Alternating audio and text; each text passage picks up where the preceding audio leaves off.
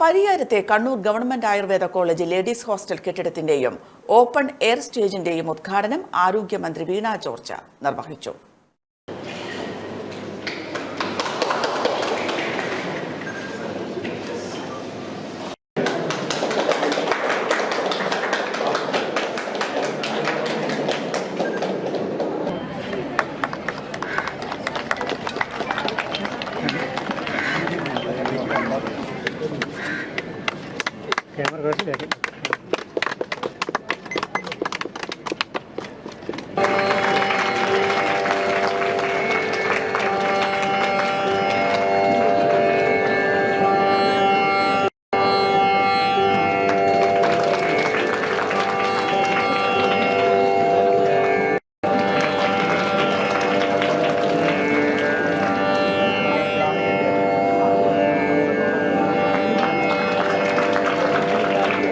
ആയുർവേദ ചികിത്സാ രംഗത്ത് ഗുണമേന്മ ഉറപ്പുവരുത്താൻ കേരളം നടത്തുന്ന പ്രവർത്തനങ്ങൾ രാജ്യത്തിന് മാതൃകയാണെന്ന് മന്ത്രി പറഞ്ഞു. അപ്പോൾ ഈ കാലഘട്ടത്തിൽ MLA പറഞ്ഞതുപോലെ സവിശേഷമായ പ്രാധാന്യം ആയുർവേദ മേഖലയ്ക്ക് നൽകിയാണ് സർക്കാർ മുന്നോട്ട് പോകുന്നത്.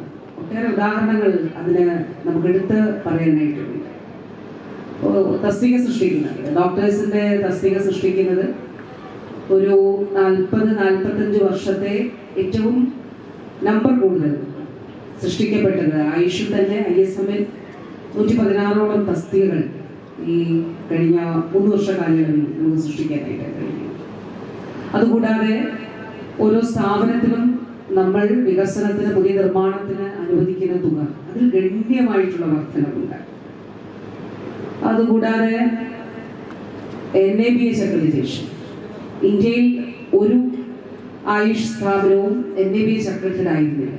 നമ്മൾ കേരളം അതിനൊരു പരിശ്രമം ആരംഭിച്ചപ്പോൾ കേന്ദ്ര സർക്കാരിനോട് നമ്മൾ പറഞ്ഞു, നമുക്കിതിന് ആയുഷ് മേഖലയ്ക്കായിട്ടുള്ള ഒരു ഗൈഡ് ലൈൻ വേണം. അപ്പോൾ കേന്ദ്ര ആയുഷ് മന്ത്രാലയം പറഞ്ഞു അങ്ങനെ ഒരു ഗൈഡ് ലൈൻ ഇല്ല, കേരളം ഈ ഗൈഡ് ലൈൻ മാനദണ്ഡങ്ങൾ തയ്യാറാക്കിക്കോളൂ എന്ന് പറഞ്ഞു.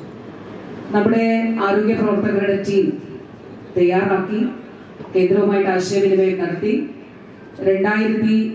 2023-24 ഇന്ത്യയിൽ ആദ്യമായി 150 ആയുഷ് സ്ഥാപനങ്ങൾ NABH അക്രഡിറ്റഡ് ആയി കേരളത്തിൽ നമ്മുടെ ഗൈഡ് ലൈൻ അംഗീകരിച്ച് രാജ്യം മുഴുവൻ ഏറ്റെടുക്കുകയും ചെയ്തു. ഇപ്പോൾ അടുത്ത 100 സ്ഥാപനങ്ങൾ കൂടിയായി. അപ്പോൾ നമുക്ക് 250ഓളം സ്ഥാപനങ്ങൾ NABH അക്രഡിറ്റഡ്. ഉദ്ഘാടന ചടങ്ങിൽ വിജിൻ MLA അധ്യക്ഷത വഹിച്ചു. മുൻ MLA TV Rajesh, Taliparamba block panchayat president CM Krishnan, Kadannappally Panappuzha ഗ്രാമപഞ്ചായത്ത് പ്രസിഡന്റ് T സുലജ, ജില്ലാ പഞ്ചായത്ത് അംഗം തമ്പാൻ, തളിപ്പറമ്പ് ബ്ലോക്ക് പഞ്ചായത്ത് അംഗം CI വത്സല തുടങ്ങിയവർ ഉദ്ഘാടന ചടങ്ങിൽ പങ്കെടുത്തു.